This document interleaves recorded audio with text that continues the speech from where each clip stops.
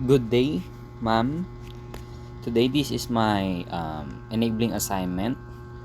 I am Jude Angelo V. Igana from BS Criminology, Section H 2021. Critical thinking.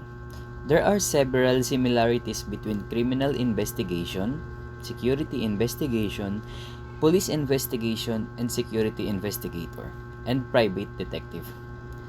These similarities include communication skills, which all investigators in all of these roles must be able to communicate effectively with a variety of people, including witnesses, suspects, and other law enforcement agencies and lawyers. Attention to detail. Investigators in all of these roles must have a strong attention to detail to ensure that they don't miss important clues or evidence. Patience. Investigations can take a long time to complete, and investigators in all of these roles must have the patience to stick with the case until it is solved or closed. Overall, while there may be some differences in the specific duties and responsibilities of criminal investigations, security investigations, police investigation, security investigator, and the private detective, they all share many core similarities in their approach to gathering and analyzing information to solve crimes or protect the people. Security investigation.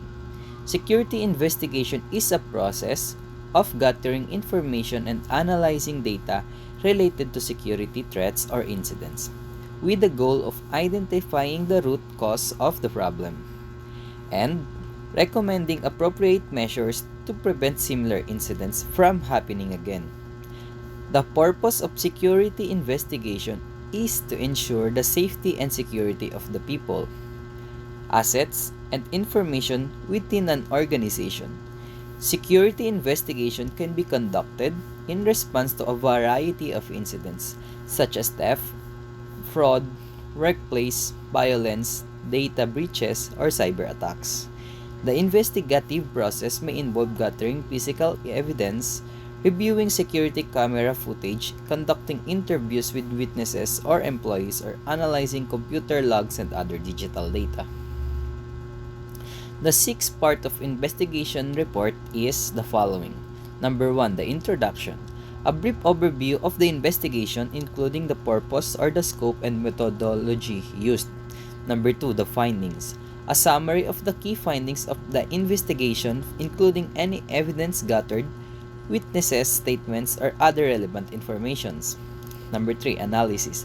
An analysis of the findings, including an assessment of the credibility of the evidences, identification of any gaps or inconsistencies, and a conclusion about the cause of the incidents. Number 4, conclusion. A summary of the conclusion reached during the investigation, including any recommendations for actions to prevent similar incidents from happening again in the future. Number 5, recommendations. Specific recommendations for actions based on the conclusion of the investigation, including any changes to policies, procedures, or training that are necessary to prevent future incidents. Number 6, appendices.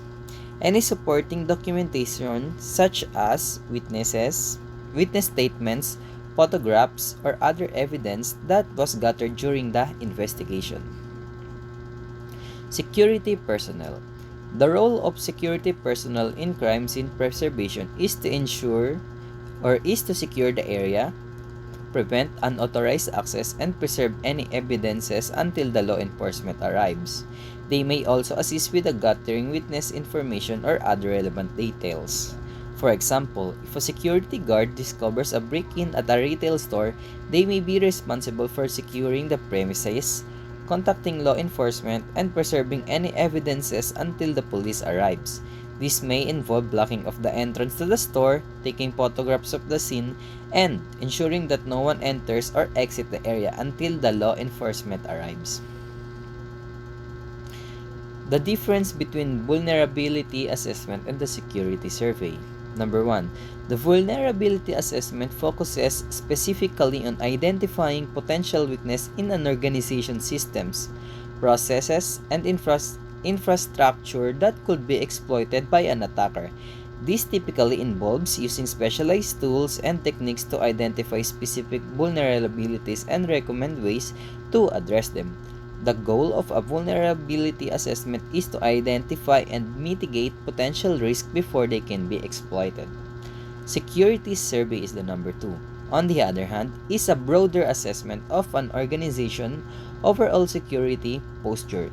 It looks at an organization's physical security measures, personal policies, emergency responses, plans, and other elements of its security program to identify potential areas of risk and make recommendations for improvements. The goal of security survey is to provide a comprehensive picture of an organization's security program and identify ways to improve it. In summary, vulnerability assessment is focused specifically on identifying technical vulnerabilities in an organization's systems, while security survey is a broader assessment of an organization's overall security program. Both approaches are important for maintaining a strong security posture and protecting against potential threats. Security survey versus security assessment.